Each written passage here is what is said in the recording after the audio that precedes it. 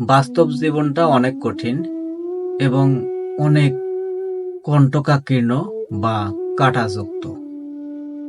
আমরা অনেকেই এই কঠিন বাস্তবতার মধ্যে পড়ে তরুণ বয়সে অথবা জীবনের কোনো এক বয়সে হেরে যাই। সমাজ থেকে, বন্ধু থেকে, পিতামাতা, আত্মীয় স্বজন থেকে আমরা বিচ্ছিন্ন হয়ে পড়ি। আমরা সমাজকে দায়ী করি, পিতামাতাকে দায়ী করি, ভাই বোন, আত্মীয় স্বজনকে আমরা দায়ী করি, কিন্তু এটা ভুল। এই ভুলটা কোনো এক সময় আমরা যারা এই পথ থেকে চলে যাই আমরা বুঝতে পারি, ওই ব্যক্তিটা বুঝতে পারে, কিন্তু তখন সেই বোঝাতে কষ্ট আর আফসোস ছাড়া কোনো ফায়দা হাসিল করতে পারা যায় না। কারণ সময় পার হয়ে যায়, অনেক দেরি করে ফেলি আমরা। কঠিন বাস্তবতা, কঠিন কণ্টকাকীর্ণ পথ, অনেক বাধা আপনার সামনে, আমার সামনে এসেছে। আমাদেরকে দৃঢ় মনোবল, শক্তি আর সাহস নিয়ে এই বাধা বিপত্তিকে অতিক্রম করতে হবে।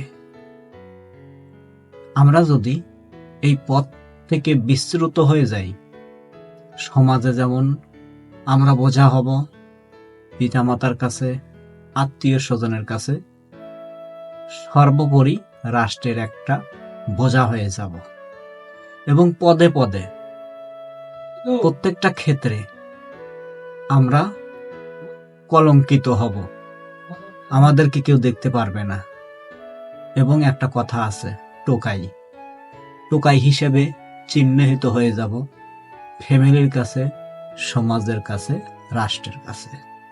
সর্বক্ষেত্রে যে কোনো পরিস্থিতিতে নিজের জ্ঞান, বুদ্ধি এবং কারো সাহায্য নিয়ে আমাদেরকে সঠিক পথে থাকতে হবে। আমাদেরকে সামাজিক, পারিবারিক এবং রাজনৈতিক শৃঙ্খলার মধ্যে থাকতে হবে। আমি যদি কোনো কারণে সমাজ থেকে, ফ্যামিলি থেকে বিচ্ছিন্ন হয়ে যাই, এটার দায়ভার আমাকেই নিতে হবে। আমাদেরকে যুব সমাজদের, কিশোরদের এবং সর্বোপরি সকল প্রকারের মানুষের জীবনে কোনো না কোনো ক্ষেত্র বিশেষে, সময় বিশেষে বাধা বিপত্তি আসবে, হোক সেটা ফ্যামিলিগত দিক থেকে, সামাজিকভাবে, রাষ্ট্রীয়ভাবে অথবা অন্য কোনো মাধ্যমে।